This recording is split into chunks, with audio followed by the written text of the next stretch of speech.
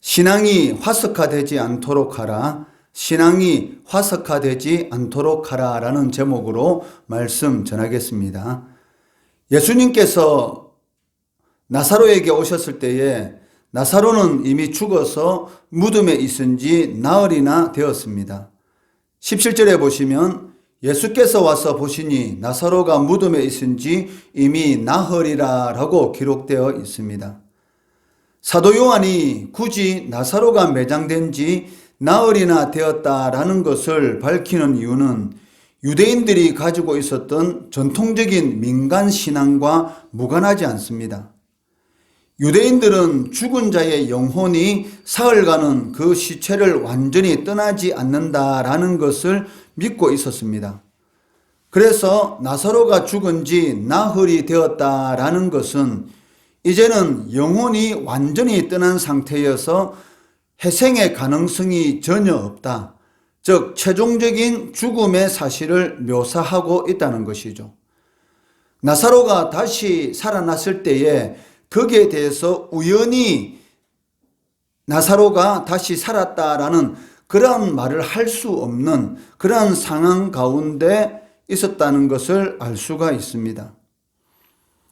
베다니는 예루살렘에서 3km도 되지 않는 거리에 있었기 때문에 예루살렘에서도 많은 문상객들이 와 있었습니다. 19절에 보시면 많은 유대인이 마르다와 마리아에게 그 오라비의 일로 위문하러 왔더니라고 기록되어 있습니다. 이처럼 나사로의 죽음에 많은 문상객이 와 있었다는 것은 아마 나사로의 대인관계가 원만했다고 생각할 수도 있고 그의 집안이 유력한 집안이었다라고 생각할 수도 있습니다. 왜냐하면 마리아가 예수님께 부었던 향유는 매우 값비싼 것이기 때문에 이러한 추정이 가능하다는 것이죠. 이때 예수님께서 오신다는 말을 듣고 마르다는 바로 나가서 예수님을 맞이하게 됩니다.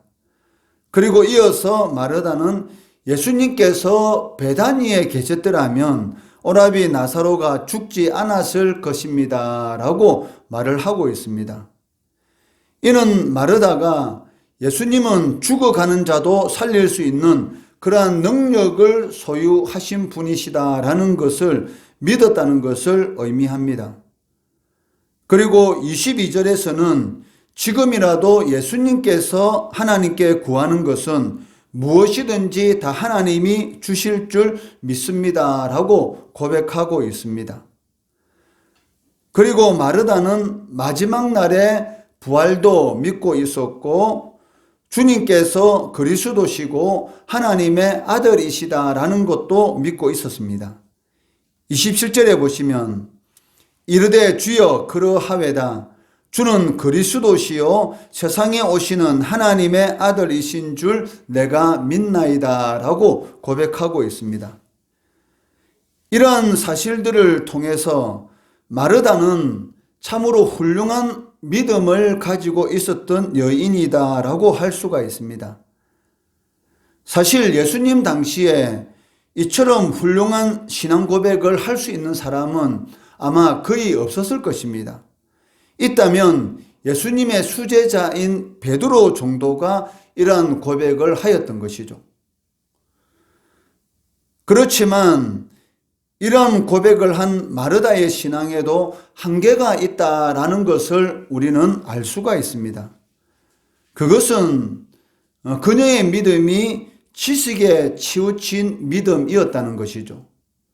즉 마르다는 살아있는 믿음, 자신의 삶에 구체적으로 적용하며 체험하는 그러한 믿음은 지니지 못했다는 것입니다.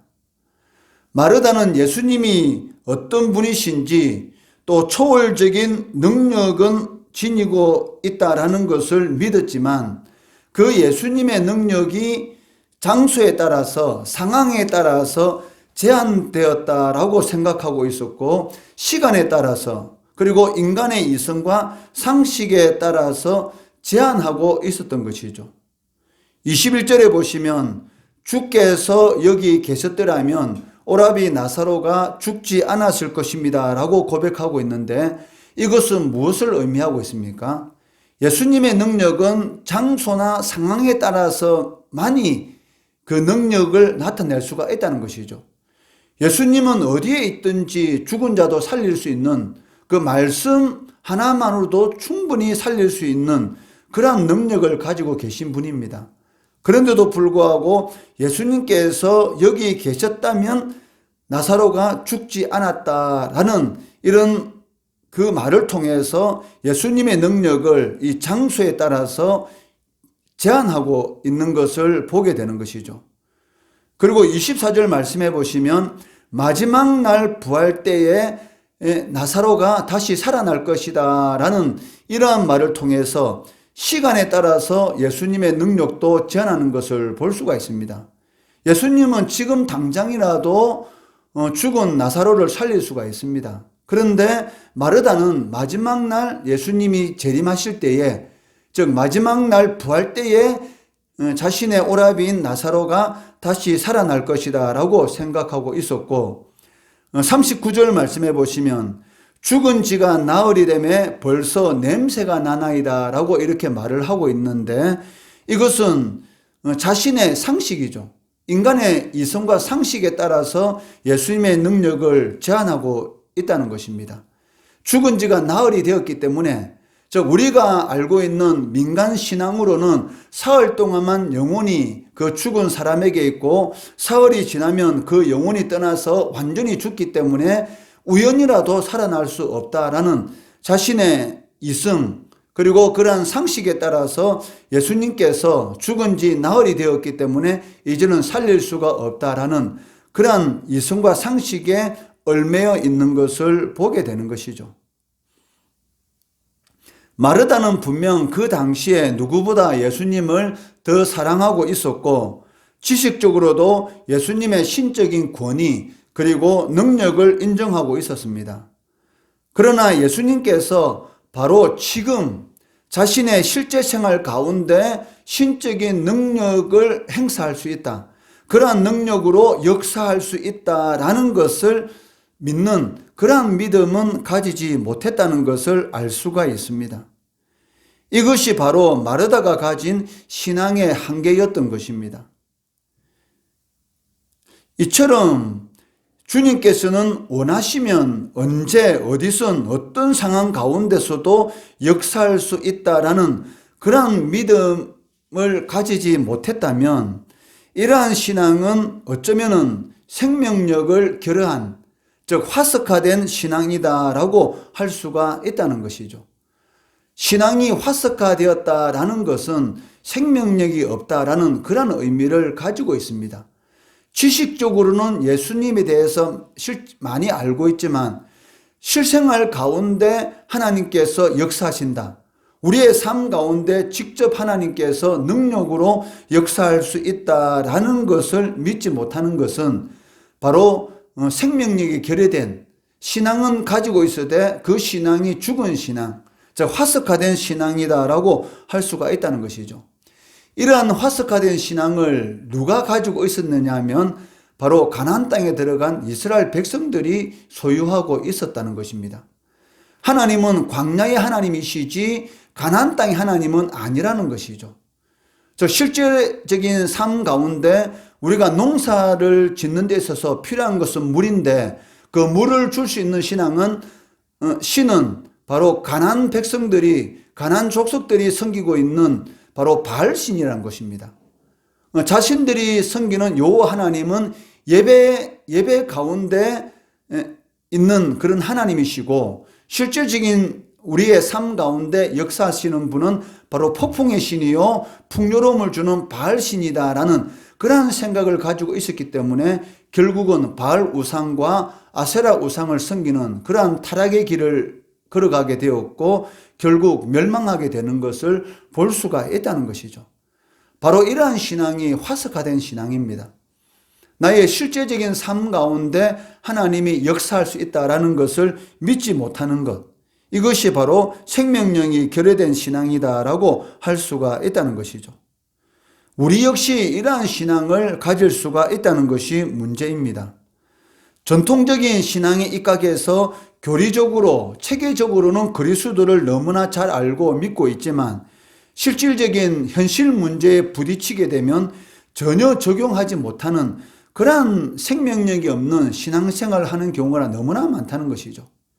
예배당에 앉아서는 창조주 하나님이시요 능치 못하심이 없으신 그런 하나님이시다라고 고백하고 있지만 실질적인 삶 가운데 어려운 문제에 부딪히면 하나님 앞에 나와서 기도하는 것보다는, 하나님의 능력을 믿고 기다리는 것보다는 자신이 가지고 있는 능력, 그리고 사람들을 동원해서 그 문제를 해결하려고 하는 그러한 모습들을 보게 되는 것이고, 더 엉키는 그런 일들이 삶 가운데 나타나는 것을 보게 된다는 것이죠.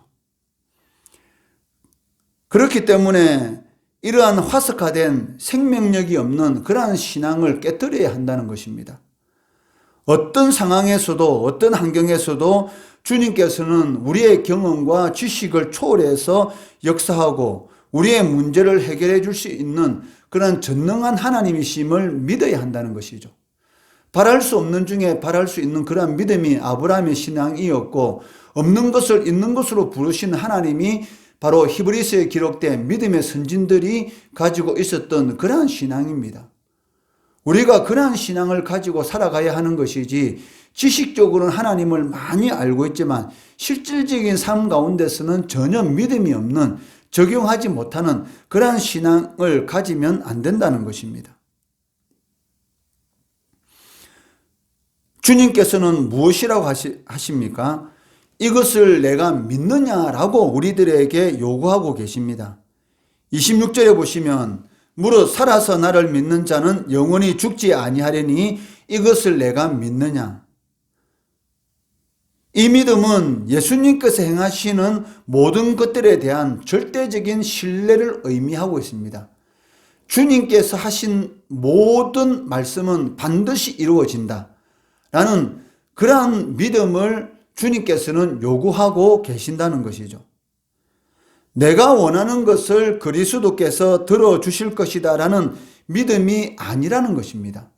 내가 원하는 것을 주님께서 들어주신다 라는 믿음을 가지고 있다면 그것은 제한적인 믿음이죠. 왜? 내가 원하는 것은 내가 생각할 수 있는 그 범위 안에 있는 것입니다. 이것은 주님께서 해결할 수가 있고 이것은 해결하지 못하실 것이야 라는 것이 바로 내가 원하는 그러한 믿음인 것이죠. 이러한 믿음을 주님께서 원하시지 않는다는 것이죠. 왜냐하면 우리가 원하는 것은 항상 우리의 경험과 그 지식에 기반을 두기 때문입니다. 그렇기 때문에 자기 중심적인 것은 진실한 믿음이 아니다라고 할 수가 있다는 것입니다. 믿음의 본질은 그리스도 중심이고 하나님의 말씀 중심이고 그리스도와 관련된 모든 것들을 전폭적으로 수용하는 믿음, 이것이 진정한 믿음이다라고 할 수가 있다는 것이죠. 창세기부터 요한계시록까지 기록된 모든 말씀을 전폭적으로 수용하는 것이 진정한 믿음이다라고 할 수가 있을 것입니다. 하나님께서 천지 만물을 창조하셨다라는 것을 믿지 않는 사람이 주님께서 재림하실 것이다라는 것을 믿겠습니까? 그것은 불가능한 것이죠. 그렇기 때문에 창세기부터 요한계시록에 기록된 모든 하나님의 말씀, 그리고 모든 역사들이 실제적으로 일어난 일이다. 그리고 오늘날도 그러한 역사가 일어날 수가 있다. 왜냐하면 예수 그리스도는 어제나 오늘이나 영원하신 분이시기 때문에, 즉 동일하신 분이시다라는 것을 믿는 것이 바로 생명력이 있는 그러한 믿음이라는 것입니다. 이처럼 성도가 예수께서 행하시는 모든 것들에 대해서 절대적인 신뢰를 가질 때만이 하나님의 초월적인 능력과 역사를 경험한다는 것이죠. 그리고 어떤 상황과 순간일지라도 담대함을 잃지 않게 된다는 것입니다. 이러한 생명력이 결여된 믿음, 하석화된 믿음이 아니라 우리의 삶 가운데 실질적으로 역사하시는 그런 생명력이 있는 그런 믿음을 소유해야 한다는 것입니다. 그럴 때에 하나님께서는 우리의 삶 가운데 어제나 오늘이나 영원토록 독인하신 그런 하나님의 능력을 우리가 체험할 수가 있다는 것이죠. 이러한 하나님의 능력을 체험하시는 성도 되시기를 주의 이름으로 축원합니다.